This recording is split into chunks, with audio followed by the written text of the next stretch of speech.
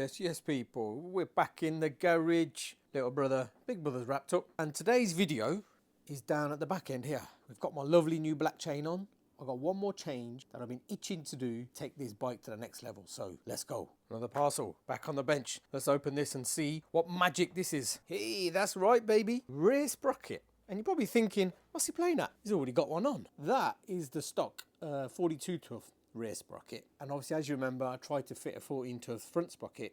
Didn't fit, and subsequently I haven't found one since that fits because the dimensions, I put a picture up of the stock dimension and the 14 tooth dimension, and you'll see there's a tiny differences. So I'm going to try it a different way. I've got a 44 tooth sprocket, so if you go down one on the front, it's the equivalent of up two on the rear. So I'm going from 42 to 44, and I think they're from an 899, 959, Scrambler, a few other models. So you don't have to spend shitloads of money. You can just get one of these. I think this would cost me about 30 quid off eBay. So the trick is now to take the wheel off and swip it over. Hopefully it still fits on the AM carrier. So let's get the wheel off first. Right, nice and easy. Wheel is off. 32mm. Take the one end off, bang it through, pops off. Tilt the wheel at a bit of an angle, take the chain off, and look, the wheel is off. So let's have a little bit of a closer inspection. Right, I've got a big back wheel on the bench. So I think I should just be able to undo these 5 bolts. I think they're 40mm. I've already started on this one. Take them all off, and I think I'll weigh that against the other one. Put it back on. Should be straightforward.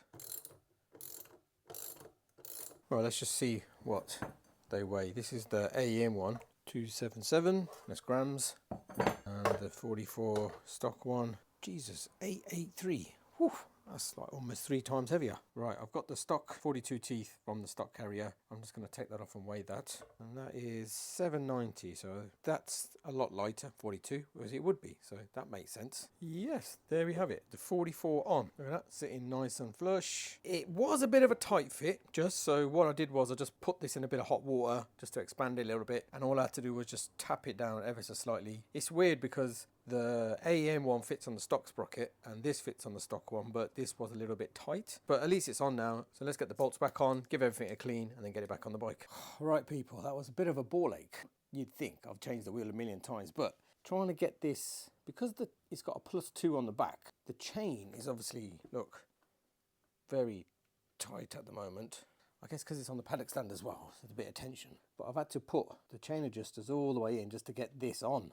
I'm going to take it off the paddock stand and see what the measurement is on the slack and take it from there.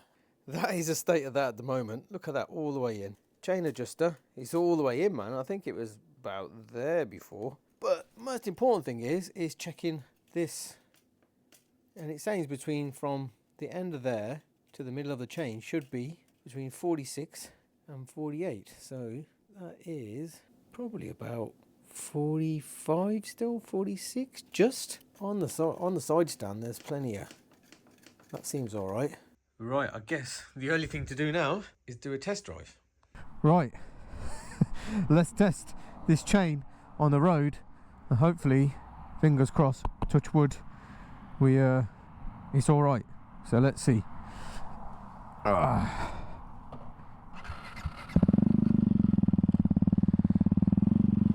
Crossed. Just going to take it easy.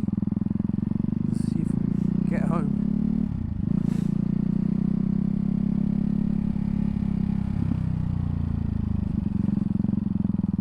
Well, it's a good start. We can actually pull away first, which is good. Let's go.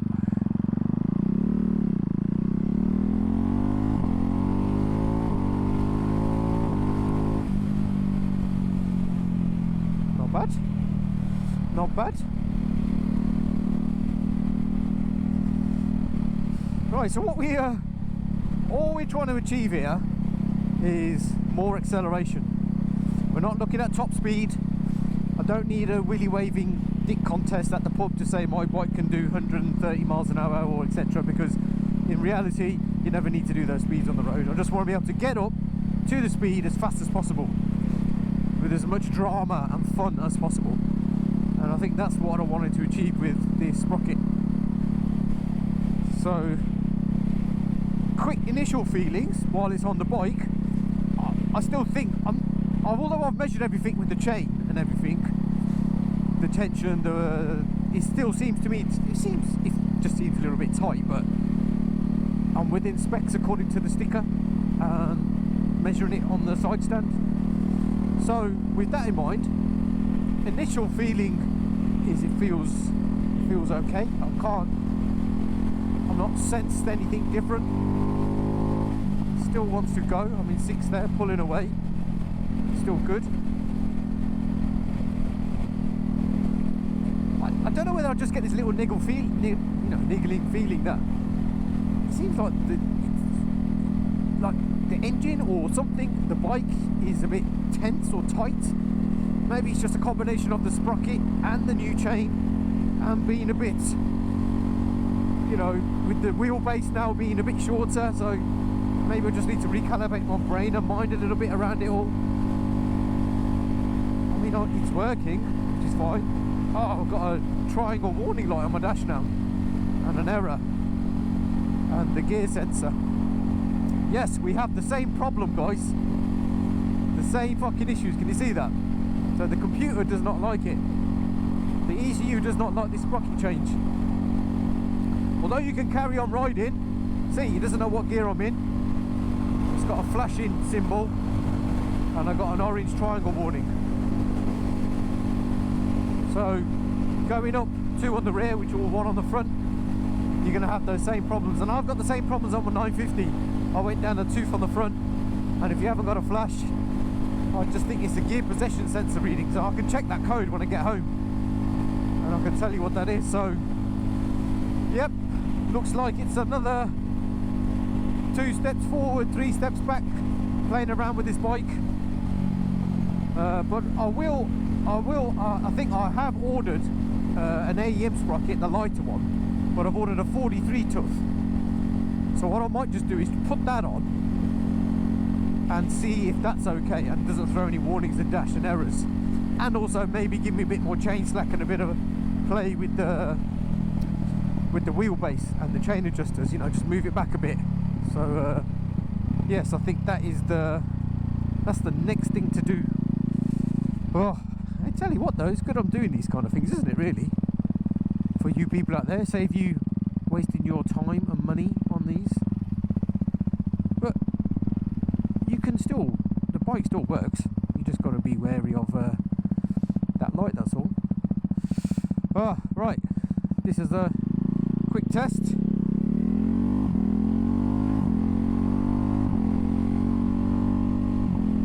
And yeah, car stop there, thank you, still there. So let's just get back home, check that code, and see what happens.